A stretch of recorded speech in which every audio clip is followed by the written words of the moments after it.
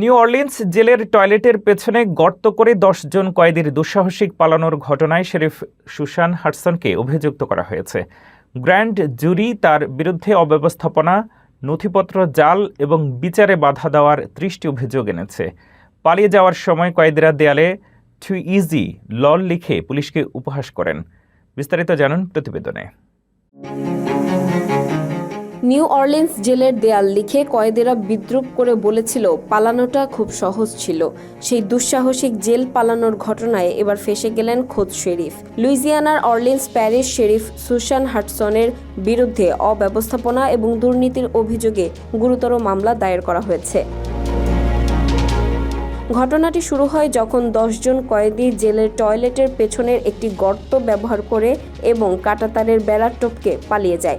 অদ্ভুত বিষয় হলো কয়েদিরা নিখোঁজ হওয়ার ৭ ঘন্টা পর জেল কর্তৃপক্ষ বিষয়টি টের পায়। পালানোর আগে কয়েদিরা দেয়ালে বিদ্রূপাত্মক গ্রাফিতি এঁকে রেখে যায়।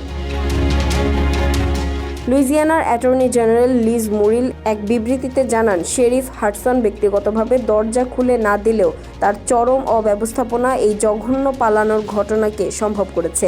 গ্র্যান্ড জুরি তার বিরুদ্ধে অপশাসন, সরকারি নথিপত্র জাল করা এবং বিচারে বাধা দেওয়ার ৩০টি অভিযোগ এনেছে।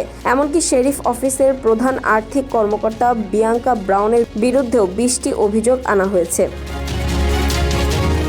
শেরিফ হাডসন শুরুতে এই ঘটনার জন্য তার রাজনৈতিক প্রতিপক্ষদের দায়ী করলেও কোনো প্রমাণ দিতে পারেননি। তদন্তকারীরা বলছেন, জেলের জীর্ণ পরিকাঠামো এবং পর্যাপ্ত জনবলের অভাবের জন্য তিনি যথাযথ ব্যবস্থা নিতে ব্যর্থ হয়েছেন। হাডসন আগামী সোমবার পদত্যাগ করতে চলেছেন। তবে পদ ছাড়ার আগেই আদালতের নির্দেশে তাকে পাসপোর্ট জমা দিতে হয়েছে এবং রাজ্যের বাইরে যাওয়ার উপর নিষেধাজ্ঞা জারি করা হয়েছে।